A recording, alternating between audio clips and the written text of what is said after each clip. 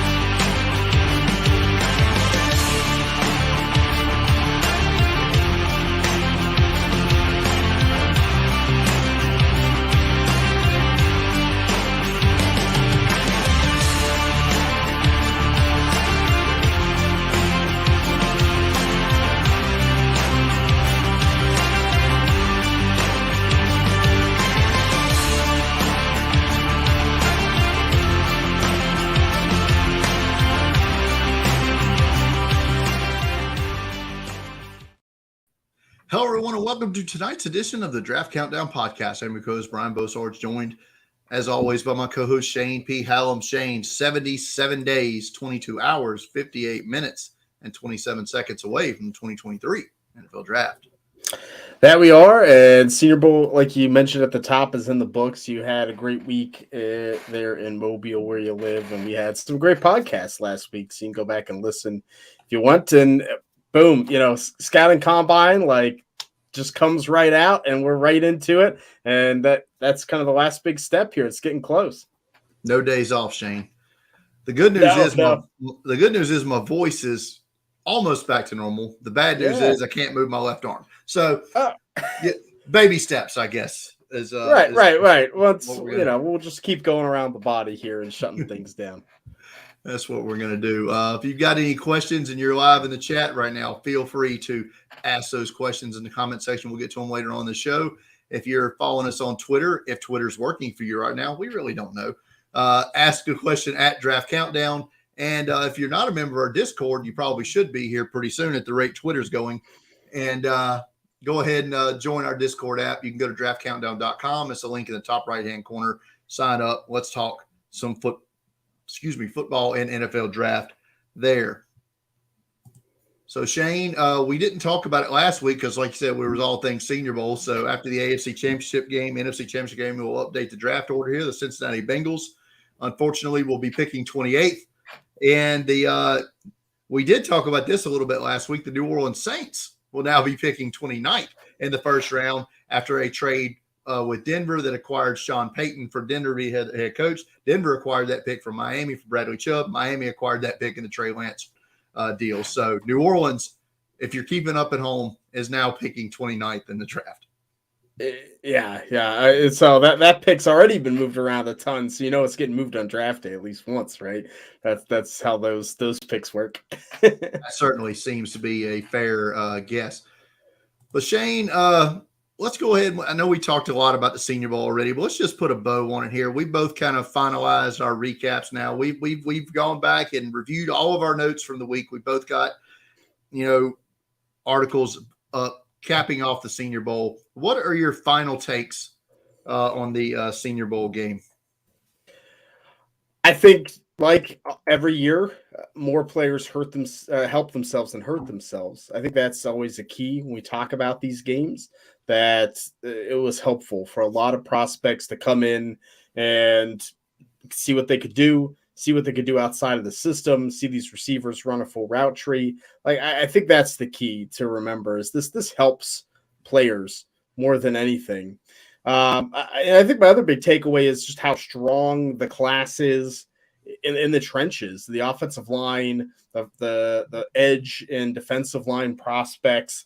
We saw it at the Senior Bowl. We saw those prospects be really good. And I think that shows you the strengths of this class. So if you're a team that needs help in the offensive line, especially the interior, if you are a team that needs help with the defensive line position or needs a pass rusher, this is going to be a good draft for you. I think the Senior Bowl reinstilled that. It's a piece of the puzzle. It's a small piece, of the puzzle that we, add up. I know right now what I'm kind of doing is taking the All-Star games, what I saw at practices, what I saw in the games, comparing it to my notes, who didn't match up, like who was much better than I thought, who was much worse than I thought.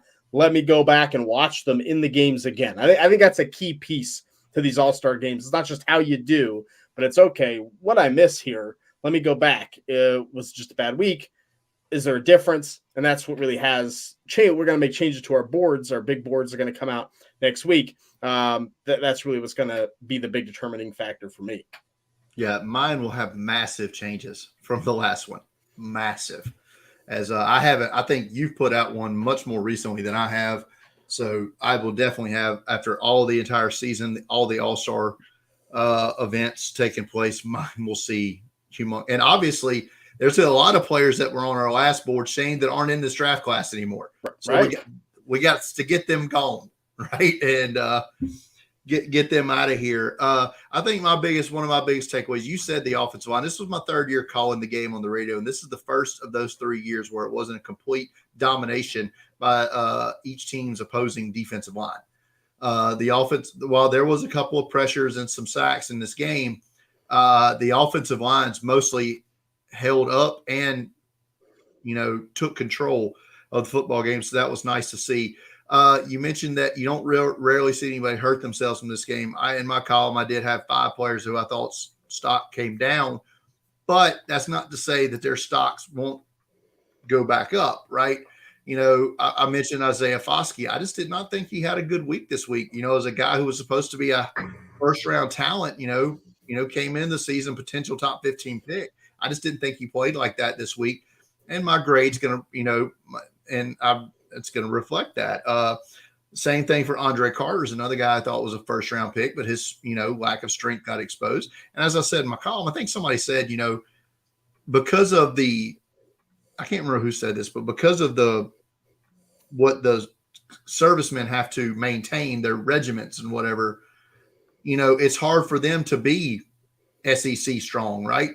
They can only do so much. So that might have an effect on why Andre Carter is not weight room strong already. And a team that drafts him could also almost be like taking a redshirt year on him, bringing him in along slowly as a situational pass rusher and then cutting him loose in 24.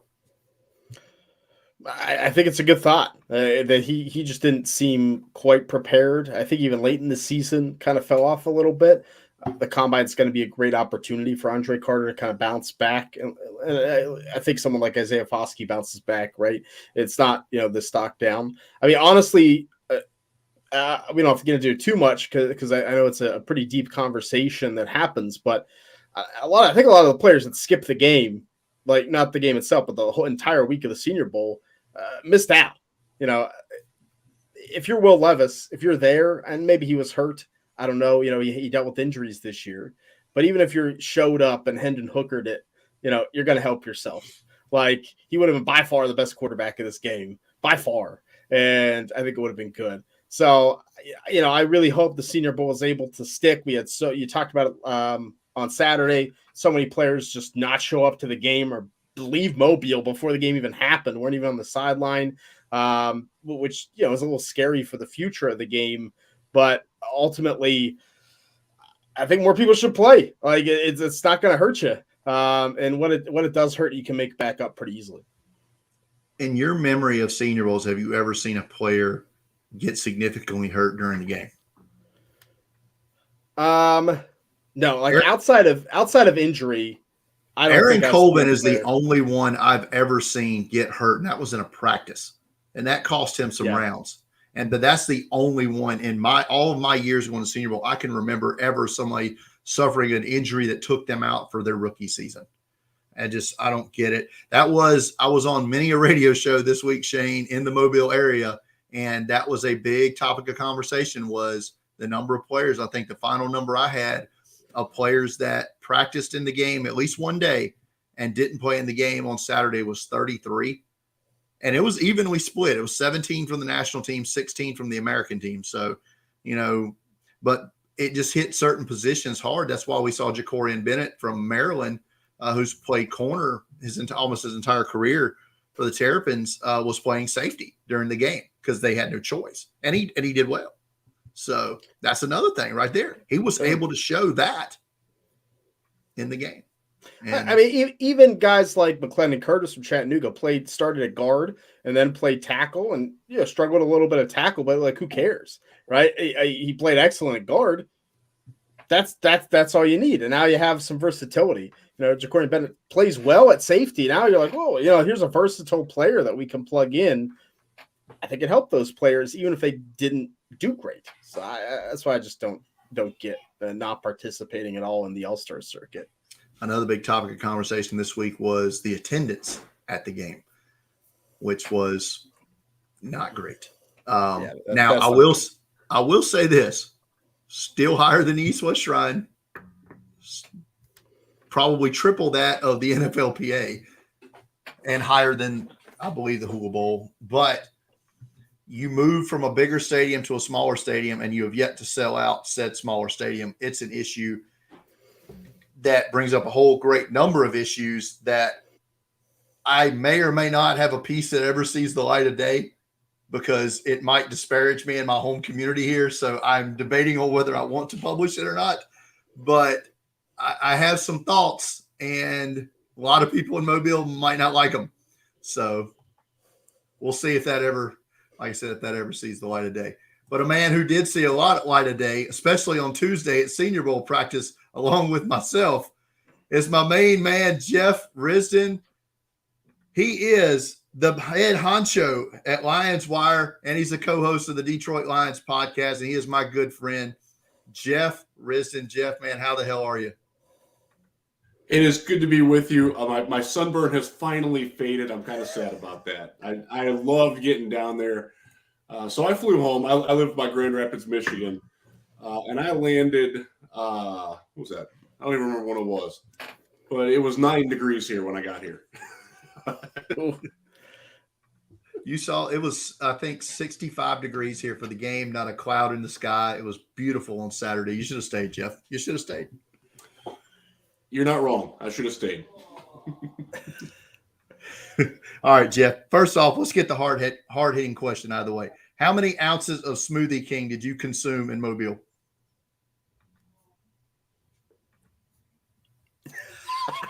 $200. That's a lot. Yes. That's a lot. I had a 40 every day. 40 ounces of Smoothie King every day. 40-ounce Smoothie King every day. In my defense, though, that's all I ate between when I got up and dinner on 3 of those 5 days. That's fair. Jeff, first question I have for you on a serious topic here involving the Lions. We had a conversation in the bleachers the other day, and I just want to bring that one to light. 18th pick of the draft. You are 100% on board with taking Anthony Richardson, the quarterback from Florida. Absolutely. Without hesitation. Like, no doubt in my mind. It's a lottery ticket pick. It's technically the Lions pick because they finished great and the Rams stunk and the Rams wound up getting the 6th pick. But you've got an extra first round pick. That is when you take your chance to get a guy who could be a, I don't want to say transcendent talent, but a better talent for today's NFL than the quarterback that you've got. And the quarterback that you've got is Jared Goff, and he's very good, and he certainly deserves to be the starting quarterback in 2023. His contract is very manageable through 2024. But at that point, you're going to have to make a decision on Jared Goff, and I would love for them to have an option in-house who's ready to roll in case Jared Goff wants $47 million a year, which based on how he played in 2022, he could get. I don't want to keep banging the way that Kirk Cousins has been in Minnesota. I want to have some stability. I want to have some succession plan in there. Aside from the fact, Jared Goff is literally the only quarterback that's under contract for Detroit right now. Everybody else is gone. Nate Sudfeld's gone. Thank goodness Tim Boyle's gone. We're done with that. They haven't had a developmental quarterback in a very long time. I would like to see them get one, but also a guy who can come in if Goff, God forbid, gets hurt, who can make things happen. And the progression and arc that I saw from Richardson from week 1 in college to the end of the season, while it wasn't always a steady climb up, I mean, there's some peaks and valleys in there. He did a lot of really good things at the end of the season that he wasn't doing at the beginning of the season as a brand new starter at a, I don't want to say rough Florida program, but they're not the Florida Gators of, they're not your older brother's Florida Gators. That's not the best SEC East team that we've seen in a while. I think that the fact that he got better with the talent that was around him, that speaks to a guy who's, I like it. I think he's going to wind up becoming good, and I'm willing to take that risk with a bonus first-round pick. That's some damn Grand Canyon valleys right there, though, Jeff, you described. Yeah, the bad is definitely bad. But, again, that's why you can do it, because you're the Lions. You've got Jared Goff. Jared Goff was a Pro Bowler. Deserved to be in the Pro Bowl this year. But you're also looking at Jared Goff, who wasn't good for 3 of the last 4 years before that. So I want to have the insurance, the upside, but also like the long-term development, and not have to rush him onto the field. If you don't have to play him in 2023, I think that's the best case scenario for Anthony Richardson, and Detroit gives him that potential. So Jeff, I kind of feel like a lot of the teams in the first round that have multiple picks almost kind of stockpiled them in case they would need to move up for a quarterback this year. Seattle, Detroit, Philadelphia, Houston. Almost all of them don't necessarily need that guy right now. Or in Houston has the number 2 pick, so they don't necessarily have to move up. So I guess my question for you for the Lions is there still a chance they move up? Maybe not for the quarterback, for a different player, maybe move up from 18, move up. How do you think the trading is going to go down? Or are they, hey, this is the year to stand pat and use what you got? Yeah, Shane, it's a good question. I think they're more apt to stand pat at 6 and then use 18. And then, so they also have 2 second-round picks. They have their own pick at 49 and Minnesota's pick at 56. And I don't know if the Miami picks include. That whole thing confused me. I'll just say that they have their 2 second-round picks, and they're in that 40 to 60 range, 49 to 60 range. I think they can package those 2 in the similar vein that they did a year ago when they moved up to 12 to take Jamison Williams. That wouldn't surprise me at all if they did something like that for the right player.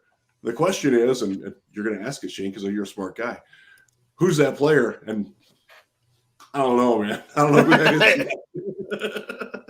It's fair. That's fair. Lions have a lot of starters here. I'm looking at the R-Lads depth chart here. A lot of guys, free agents on this team. What UFAs, if Jeff Risdon is in the GM chair, what UFAs are you targeting the most to bring back? Like, who are the can't lose guys? I'm actually writing this for Lions Wire. I literally put it on pause as we spoke. So this is a great question. I am definitely bringing back. Let me think here.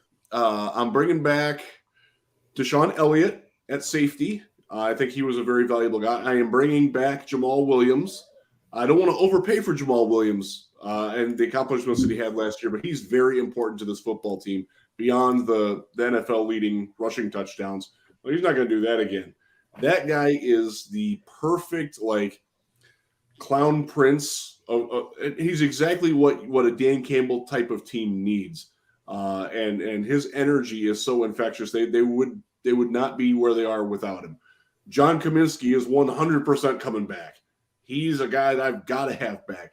He made Aiden Hutchinson better. He made Josh Pascal on the other side better. He made the entire defense better. When they were rock bottom on defense was really the 4 or 5 weeks that he was out with a broken thumb.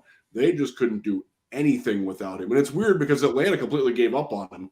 And he came into Detroit and was like, wow, this guy can really play and play a lot of spots. It was so he is one. Trying to think who else was there. DJ Shark is an interesting one because he's good, and at the end of the year he was healthy and very good, but they kind of drafted Jamison Williams to be that spot, and you can't really overpay for that when you've also got Amon-Ra St. Brown on the roster. So that was a tough one. And I am bringing back Michael Badgley at kicker, but he needs competition. And I'm not drafting a kicker ever. See, Shane. Look! I think you can take one in the late rounds. You know, this is what I won't do it, man. Decent amount of combine kickers this year, more than I expected. I'll say that, but I don't know if any get drafted though. All right, if you're not going to give me a name, Jeff, then I have to at least ask position wise, because Brian and I are doing mock drafts out here. The Lions usually are a pretty easy team to mock for. You usually got some options, and it feels good. This year, it's a little bit tough because I look at maybe they take a corner. Well, Jeff Okudah was a top 10 pick. Pretty recently. Maybe they improve that run defense, take interior defensive lineman, but they spent 2 day 2 picks in 2021 on that position. And they were pretty good this year. So a lot of these players aren't necessarily going to be replaced, like you said, especially if some get signed back in free agency. What might be some positions that you think they target, or positions that you would target in that position in the Lions situation here? Who should I be mocking to them position wise? Is what I'm saying.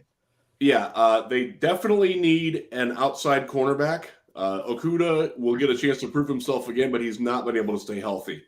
That's 3 years in a row. That's that clock is ticking. He was very good at the beginning of the season, and everybody was, including myself, was like, "Oh, we finally got our outside corner that we've been missing since we traded away Darius Slay because the coach didn't like him." And then he got hurt, and it didn't come back very well. So he and Jerry Jacobs are both like, you can start those guys and be okay, but you can also do better than them. So I think outside cornerback, whether it's free agency or the draft, they need their alpha dog corner. And again, it can come from either spot, and it wouldn't surprise me if they tried to address with both. They also need a new slot corner, but it's more like a heavy nickel safety type role. Will Harris has been in that role. God bless Will Harris. He played some very good football down the stretch. I've been incredibly hard on that guy for his entire Lions career, and he shut me up. And I'm happy that he did because he's a great guy. It was nice to see him rise up. He'll probably be back, but they need somebody more reliably better than him in that spot. A guy like Brian Branch would be awesome as your slot, your safety that plays nickel, plays over a tight end, but can also drop back into coverage and play a little bit of zone shell if you need to. He's ideal for me at 18 if things play the way they do. They need a right guard. Evan Brown was the starter last year, in injury related. The 2 guys above him, Halapoulivaati Vaitai and Tommy Kramer, both got hurt in preseason, both had back surgery in preseason. So Evan Brown, who's normally your backup center, turns into right guard. He was okay at right guard. He was fine. You can do a lot worse. The Bengals certainly did a lot worse, and darn near made the Super Bowl. But sorry, Brian, I had to say it. He's going to cut me off. Yeah. But he's going to get paid as a starting center somewhere, and deservedly so. So they've got to fill that hole. Who knows? Look, Vaitai and Kramer, again, are both probably better guards than him, but back surgery, man, you just don't know. The big dudes with back surgery, that scares me. So they got to get a starting right guard at some point. They need an off-ball linebacker. It's not something they're going to prioritize. That's just not what anybody in this regime does. But especially if Alex Anzalone leaves, they've got to get somebody to play back there with Malcolm Rodriguez, last year's rookie, Derek Barnes the year before that's rookie. They don't really have much else there. So that's a position where they can look to be at. And look, they run a straight 4-2-5. They played 3 linebackers. I believe it was 11 snaps total last year. That's not what they do. It's a 4-2-5. It actually becomes a 5-1-5 at times. So it's not something that they will prioritize, but it is something that they do need in the middle rounds. Maybe 3rd round, maybe a guy like Dion Henley, my guy from Washington State, would be awesome. A coverage-oriented one would be best. Tight end is they're not doing the first, and I cringe every time I see somebody mocking them, Michael Mayer or something. That's just, this offense doesn't require that kind of a tight end. They need a plugger, do-it-all type who's going to be good at everything you ask a tight end to do, but not a guy who's going to be exceptionally needy catching the ball. That's the guy that you take in the 4th or 5th round. And they have 2 of those guys already in Brock Wright and Shane Zylstra, and last year's fifth-round pick James Mitchell, who's probably the best blocker in that group already. So I don't see that. Backup quarterback. I mean, it is a legitimate big need, as much as people don't like to talk about getting a number 2 quarterback and the power dynamics that go in it with, you're threatening Jared. No, you're not. You're backing up Jared Goff. He needs a backup. Better than Tim Boyle, better than Nate Sudfeld, better than David Blau, better than Steven Montez, who's been on the Lions for way too long. And another running back with Jamal Williams as a free agent. Justin Jackson is also a free agent. Look, both those guys could be back, but if they're not, you've got to get somebody in there who can move the ball. And that, depending on free agency that's how big of a need that one is. That's sort of your slider. Like if they both leave in free agency, I don't think that's going to happen, but if it does, like running back goes to like need 1 on offense and probably number 2 or number 3 overall on the team. Well, the good news is, Jeff, you were in a place last week that was loaded with all of these players you described that you need in the middle rounds. Yep. You already mentioned Dion Henley, who me and Shane both love as a player. You mentioned right guard. You need one of those. This was a good week to see those guys, Jeff. But start with right guard and maybe talk about some of the other positions and players that stood out to you as fits for the Lions that we saw at the Senior Bowl this week. Yeah, so I saw a couple of right guards, and it was one of them was a guy that I'd never seen before, Mr. Chattanooga. And what's his name? What's his first name? McClendon Curtis. Mm-hmm. Guy impressed me. Again, I had never seen tape of him at all. So I go down there and I'm thinking, okay, I recognize the C on the helmet. I was proud of myself. I'm like, that's Chattanooga. And he was good, like legitimately good. Played better than some big school guys that were there. And looked like he can move some. He was consistent in his engagement. He only got really badly beaten once. That's great for an offensive lineman in Senior Bowl week, like in one-on-one reps. I'll take that. So I have not yet studied more tape on him, but that's a guy that I was very interested in coming out of there. Jarrett Patterson from Notre Dame is a guy. He had I forget which day it was. He had a rough day. And he's a guy that he's got to learn to sort of sink the weight a little bit. He likes to arch the back too much when he absorbs contact. I want to see him push back a little bit. But that's a guy who was very good. The guy from Ole Miss, Broker. Was very good as well. And he's the guy that looks like a very good scheme fit. I have watched him some on film. He's and again, you're talking. You guys think he's what? Probably 4th, 5th round, that area? Yeah, fourth is probably fair.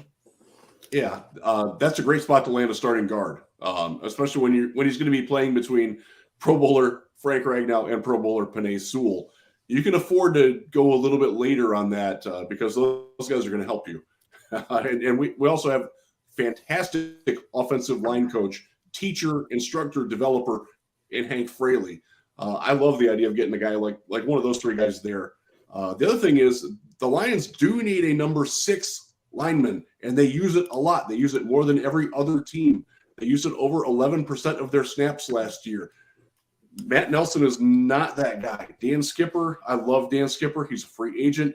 I hope he cashes in somewhere else. And I say that wanting the best for Dan Skipper because he's a great dude. So they need a guy who can be a 6th lineman. I think Broker and Patterson can both do that pretty well too. Is there anyone down there that disappointed you? We were talking before you came on that players don't hurt themselves much in the All-Star games ultimately. But is there anyone that you watch? You're like, I'm staying away. Maybe just a bad week, but this was stood out in the opposite light. The quarterbacks, like overall, didn't do as much as I hoped, and maybe that's me making them a victim of expectation. I don't know. Everybody talked about how great Jake Hayner was. I saw all these reports for it. I didn't see that much. I'm not going to say that he was bad. I thought he was great in the game. I thought he was better in the game than he was in practices. And that he was one. Jaron Hall I wanted to see a little bit more out of. I think a couple of the wide receivers I wanted to see more out of. Ryan Bell actually is one. A Michigan guy. I live by Michigan. I go to a couple of Michigan games every year. I don't think he played very well down there. He padded his stat totals by double catching every ball that was thrown to him. That wasn't what he did at Michigan. So that's a little bit weird. Maybe it's the fact that he didn't have J.J. McCarthy throwing him the ball. Maybe, you got to factor those things in. But he didn't help himself. Where, on the flip side, his rival, Jaden Reed, I thought was arguably one of the biggest winners of the week from Michigan State. So now the culture wars are on me here in Michigan. I'm not affiliated with either team, but everybody else is, and they really don't like each other. I get how that feels, as I am affiliated with neither Alabama nor Auburn. So, but I hear it and see it all the time. Another wide receiver that really I had no clue about coming into the week was Michael Wilson from Stanford. And I thought he was awesome in practice and great in the game. Yes, he was. He and the Nebraska guy, what's his name? Trey Palmer. Trey Palmer, yeah. Tripped, yes, thank you. I still am calling people their name and number. By the way, Northwestern 96 will always be Northwestern 96. I'm not trying to He was very good too. Yeah, he's the reason that everybody was negatively off-put about Jarrett Patterson, because of the one rep that got replayed on Twitter over and over and over again, where he put him on skates twice in the same play. That shouldn't happen. Yes, he did. And again, that's that's the learning experience. Not everybody's going to win every rep or lose every rep. But yeah, I'm with you on Wilson. I was at their game at Notre Dame this year, and first off, they were really bad this year. Their offense was rough. And having seen Tanner McKee in person, I don't know why anybody would even consider drafting him, but somebody will. This has come up on this podcast many times. Yeah, I'll be fair to Tanner, he didn't have a lot to work with, but apparently he had more to work with than we thought, because we saw a really good wide receiver down in Mobile that he played with. So, yeah, I don't know. Yeah, I don't know. For some reason, that love just continues. I feel like quarterbacks, man, that happens every year. There's just a couple that people love and prop up. Everybody's looking for the next Davis Mills, and the Texans don't want the current Davis Mills. Why are you looking for that? Yeah, don't put yourself in that position. It's not going to help you at all. What are your kind of expectations for the Lions next year as a team? It seems like we're going to see some turnover potentially in the division if Aaron Rodgers stays with the Packers, and the Vikings maybe got a little bit lucky this year. So what's your expectations for the Lions? Are you optimistic here? Are you pumping them up for a division win, or is this kind of pump the brakes right now? I dare say this, and the Lord might strike me down, and that maybe it was God telling me on the phone not to do that. I think they're going to win the NFC North. I really do. Yeah, they have a very strong young core of talent. They've got a very energetic coaching staff that has done a very good job of finding players who fit in and who don't. And the way that Dan Campbell experience has been a roller coaster, but he's always been Dan. And now that it's working, they finished 8-2 on the year. That's not easy to do when you start 1-6. Now everybody's like, oh man, it works there. I love all those coaches, all the former players that he's got in this stuff. I'm going to get better when I go there. That's a huge marketing asset that a lot of other teams, including some that I've covered, cannot say. Oh, come here, you can play. Come here. You're going to get coached up. You're going to play better, and we're going to play to your strengths. And you know what? We got a really good young core on both sides of the ball. You can win too. And when you win in Detroit, and I will make the reference, the picture that's up over my shoulder there is the 2016 Cleveland Cavaliers. I'm a Cleveland guy at heart. When you proved, and one of the things that team did was they found guys who wanted to win, not just win, but win in Cleveland where it had never been done before. There's an appeal to that will bring guys in. Detroit's won one playoff game in my lifetime. I'm 50. If you can break that curse, even get to an NFC championship game, you've got the table set, man. You're never buying a drink again in your life. God forbid if you win even more than that. And that's going to appeal to certain players. And those players are the type of people that Dan Campbell wants, because Dan Campbell played. Dan Campbell was on the 0-16 team. He didn't play. He got hurt. God bless him. So I think, that's that lure And that core together is going to be mighty powerful for the next 2 or 3 seasons. And I do think that they are. I'm not going to write off Minnesota because I know they got fluky this year. That's a good football team. I think they're well coached. I like their general manager a lot, and I think that they have a solid enough core with star players that they're not going away. Green Bay, Aaron Rodgers is going in the dark, and he stays there. I'm not going to diss their defense because their defense played really well down the stretch too. They're not going to go away, but if they don't have Aaron Rodgers, they're not better than Detroit. No chance.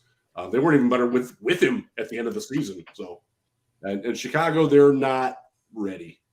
They're not. They're a long ways away. I've covered both 0-16 teams.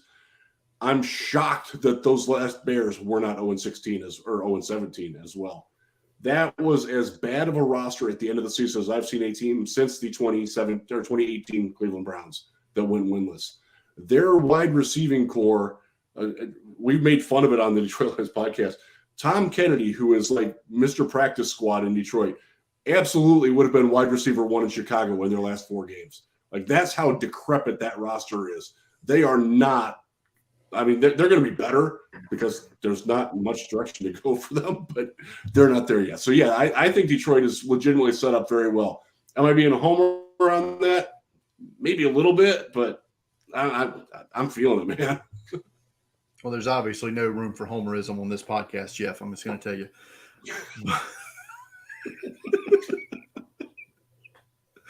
Last question, Jeff, and we'll let you go. You talk about players wanting to come to Detroit and play for Dan Campbell, play for this coaching staff, be a part of something bigger. Who are some of these unrestricted free agents that you're going to bring to Detroit this year that's going to put them over the top? I'm looking. I need a cornerback. I need an outside cornerback. I'd love James Bradbury, Jamel Dean. I'd even take a guy like Sutton. I think he's a good fit too. Doesn't necessarily have to be an outside guy, but you need one of those cornerback safety coverage roles filled in free agency with a veteran. Greedy Williams makes some sense. He's lower end, but remember John Dorsey, who drafted him with the Browns, is here in Detroit. He does have some influence on the draft process, so that's a possibility. I'm looking. You need another defensive tackle, and look, this market. I think it's a decent draft for them. But I also think it's a very good free agent market. I think Daron Payne is going to be too expensive. I think Javon Hargrave, if Philly's stupid enough to let him go, is probably going to be too expensive. But that next tier of guys, they can get somebody in that group. And then, I'm going to begrudgingly sign a backup quarterback just because whether they take Anthony Richardson or whether it's Hendon Hooker in the second round, which I think is probably – I'm waiting to be struck down from above here. Probably the most likely thing they do at quarterback in the draft is wait for Hendon Hooker on day 2 and ride out another year with Jared Goff while he's injured. That's my personal. Let's see, it's February 8th. That's where my mind is at right now on what's going to happen with the draft and the quarterback. But subject to change. We'll see about that. But they also need somebody that can come in and, like, let's say Jared Goff bangs his hand on a helmet and misses 4 weeks. They need somebody who can come in and go 2-2. Doesn't have to go 4-0. Doesn't have to go 3-1. Just 2-2. Don't go 1-3. Don't go winless. There's a lot of guys that can do that, but it's weirdly hard to find those guys and not overpay for them. Like Jacoby Brissett would be great. I think he's going to cost too much money. So I'm looking at that next tier of quarterbacks, and Case Keenum comes to mind. Blaine Gabbert's out there if he can possibly fit in and not turn the ball over. Like somebody like that to come in. Not Baker Mayfield. No, sorry. Been there, done that. No thanks. Well, Jeff, man, we appreciate you coming on and giving us the guideline of what the Lions are going to do in the draft for our future mock drafts. And as always, man, it was great seeing you again last week. I always look forward to sitting in those stands in Mobile and talking with you during practice. Absolutely. It was great to see you. And Shane, thanks for having me in. You guys do a great job here. I've been catching up on your work. I love Draft Countdown. You guys have been around forever.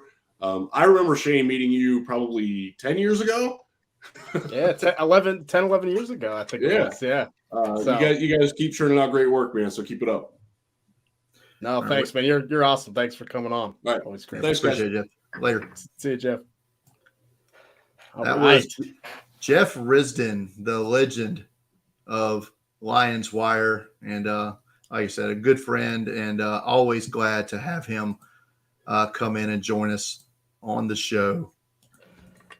Yeah, I mean, he's great. I don't think there's anyone that's better at identifying like what the Lions holes are and how they're going to fill them, and I mean, he hits every possibility. He has all those names, so every time we have him on the pod, my Lions mocks change and usually end up being one of the most accurate at the end because he's so good at it. Yeah. When Jeff says the Lions are looking at it, it's like Hendon Hooker's second round. Yeah, like, all right. Let's put that in. Let's put that in for the next couple of months until we don't. Right. So, yeah, Jeff's a great guy. Glad to have him on and talk about the Lions a little bit. Before we close the show, Shane, we did touch on it briefly, but Scouting Combine invites came out today a little early, right? Yeah, I think it was slightly early. I thought it would come out maybe at the end of the week, right before the weekend usually. But hey, I'll take the early Combine invites. Love it. Yeah. Without giving away what we can sell here, Shane, who are some of the snubs that didn't get put on that list?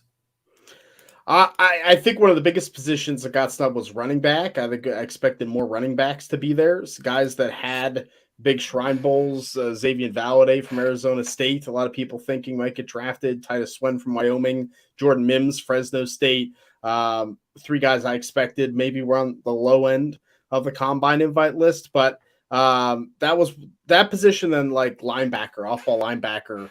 I think there are a lot of guys that parts of the draft community are pumping up, like Michael Jones from Syracuse, Carlton Marshall from Troy, who was at the Senior Bowl. Two Senior Bowl linebackers didn't make it. Aubrey Miller from Jackson State as well. Aubrey Miller's a little surprising because I thought he looks like a weapon out there on defense.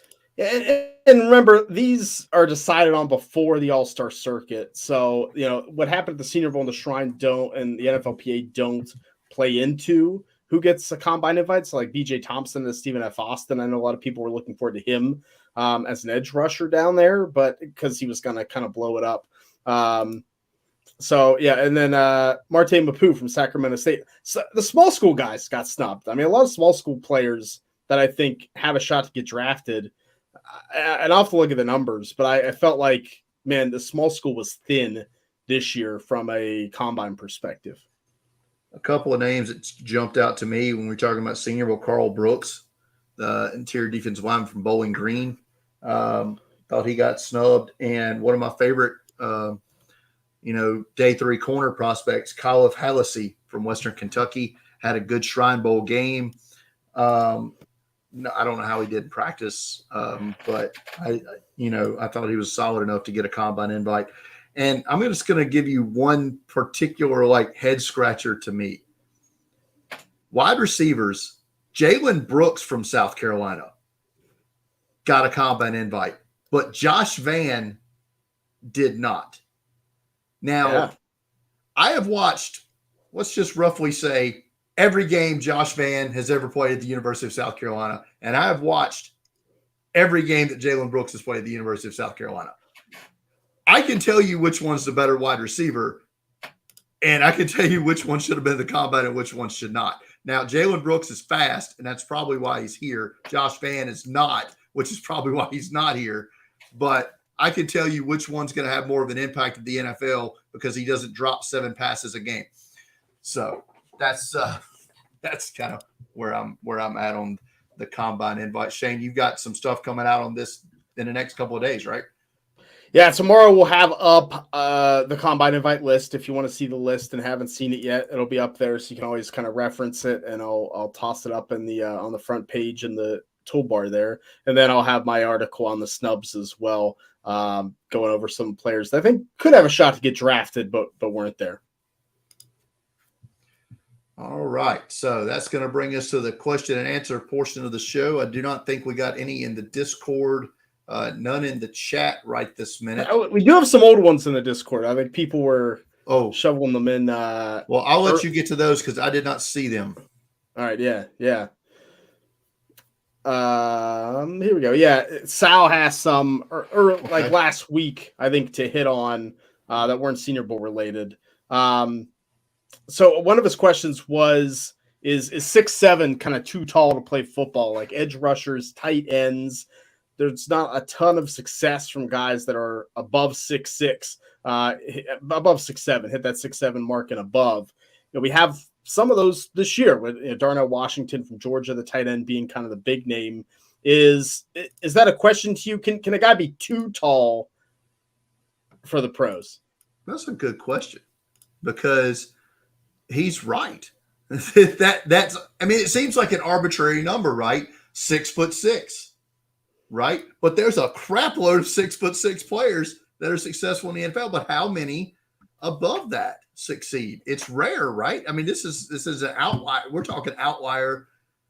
That's an excellent question. I don't know, and this affects several players in this draft. We're going to talk about Darnell Washington here in a minute because we have a Twitter question about him. But DeJuan Jones, right? He's what, 6'8", 6'9".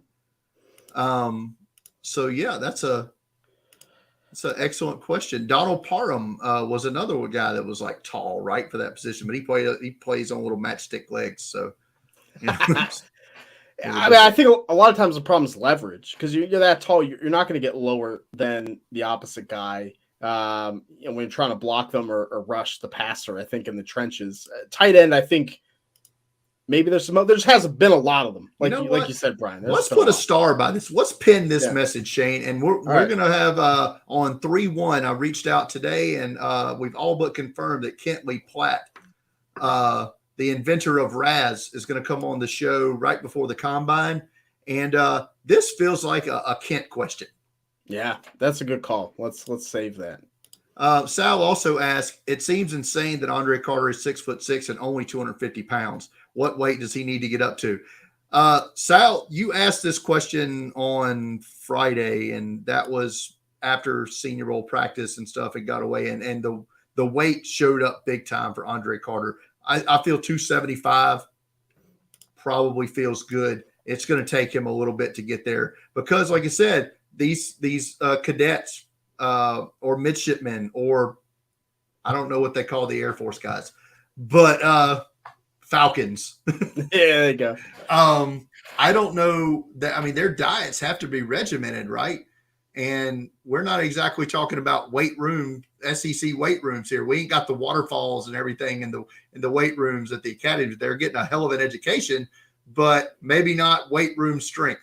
And that showed up big time for Andre Carter. So I to answer this question, I feel 275 is a good number. And I think it's going to take him a year in the NFL to get there.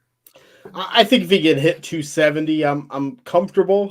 But you're right. Like 275 would be ideal. That's definitely not happening by the combine. I imagine they're going to try to bulk him up at least the 255 by the combine, and maybe you can get him a little bit higher. But it's going to be a process. And I think my push Andre Carter to day 3. I think it's going to be tough to invest that top 100 pick in him anymore. Yeah, you're right about that. Let's go to Twitter here where we had a few questions in there earlier today. Where'd they go? I had this queued up and then lost it. Here we go. At the Georgia fan ask, is Georgia tight end Darnell Washington more of a second round type of player? How do you see him testing athletically? Shane, we actually had a conversation about Darnell Washington on the Discord earlier today. So I'll let you lead with this before I get all giddy. It's really tough. And I think when we talk to Kent in a couple weeks, Darnell Washington, along with that height question, will be a big factor because the RAS score, the relative athletic score, does take height, weight, size into account. And so Darnell Washington doesn't have to, light up the combine with a 4.5 when you're as big as he is at tight end. I think we have him listed on the site 6'7", 265. Like, it's pretty impressive. I tend to think he's more of a second round pick just because what schemes he fitting in for a lot of these teams. I think a lot of teams are going to be hesitant. Well, Is he going to be more of a blocking tight end? How do we use him as a weapon? I think teams are going to be uncomfortable with exactly how to use Darnell Washington, but I think there's a chance that his RAS score ends up pretty good if he is mildly athletic. Like, he's not going to be Jelani Woods, but if from last year who had a 10 RAS, but if he could be mildly athletic at that size, then his RAS score might be better even than a Dalton Kincaid, a Tucker Kraft, a Michael Mayer, those kind of players. Yeah. Also, and to go back to that arbitrary height question we had earlier, who's to say he doesn't measure in at 6'6" at the combine? Because 6'7's a Georgia number. That don't make it a real number. I was on the Bengal Jim and Friends podcast last night, and we were talking about where the Bengals may go at 28, and I mentioned Darnell Washington's name, and I've almost talked myself into this, or definitely talked myself into a tight end along with Luke Musgrave, Dalton Kincaid, Michael Mayer, whoever may or may not be available at the 28th pick, because the Bengals currently have 0 tight ends under contract for the 2023 season. So,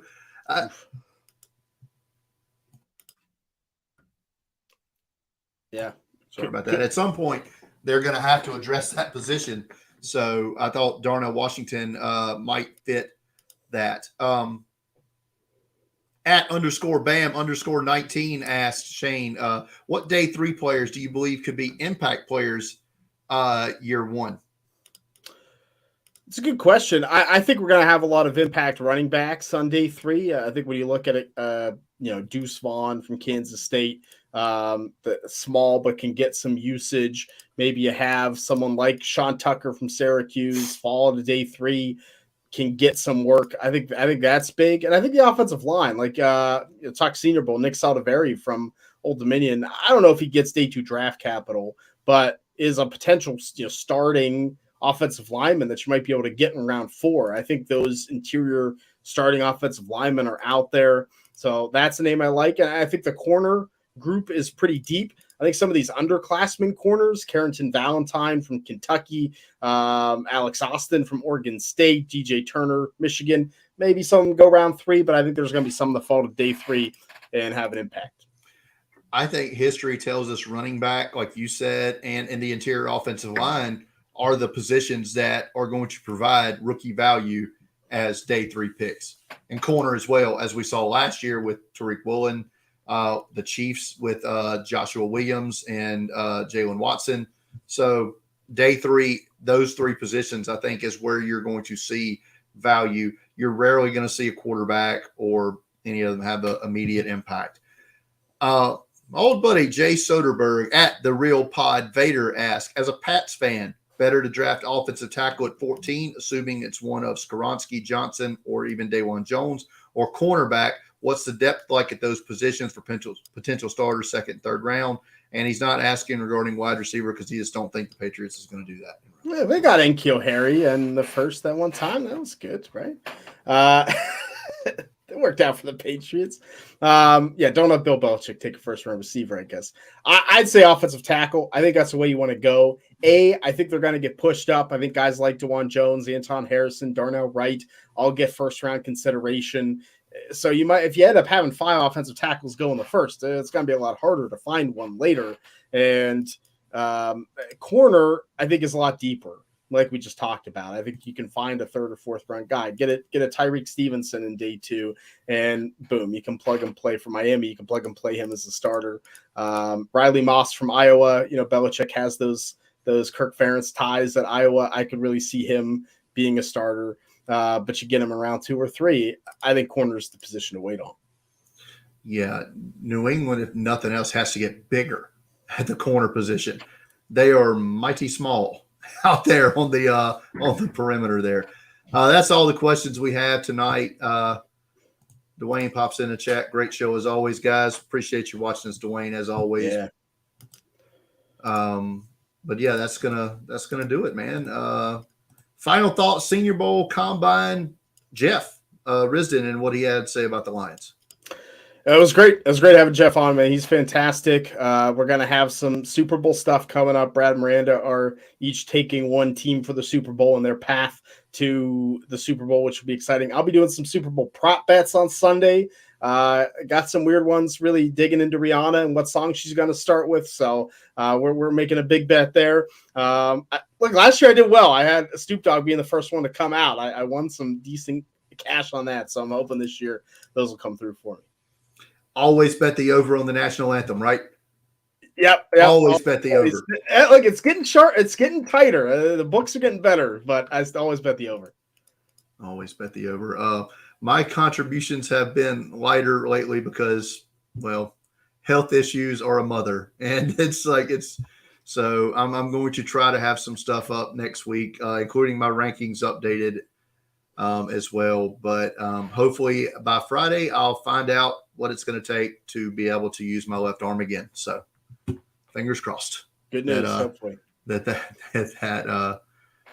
happens. But that's going to do it for tonight's episode. If you're new to the YouTube channel, like if you popped in just to watch Jeff talk about the Lions tonight and you haven't subscribed to the channel, please go ahead and do so. Subscribe, like the videos. If you listen to us on an audio platform, be it Spotify or Apple Podcasts or others, review the podcast 5 stars preferably, and share it on out with on your social media platforms. You can follow me as always on Twitter at Deep Fried Draft. Follow Shane on Twitter at Shane P. Howell. Follow Draft Countdown on Twitter at Draft Countdown, and go to draftcountdown.com for all of your draft needs. Brad coming up with a mock draft on Monday, so everybody look forward to that. For Shane, I'm Brian. Good night, everybody.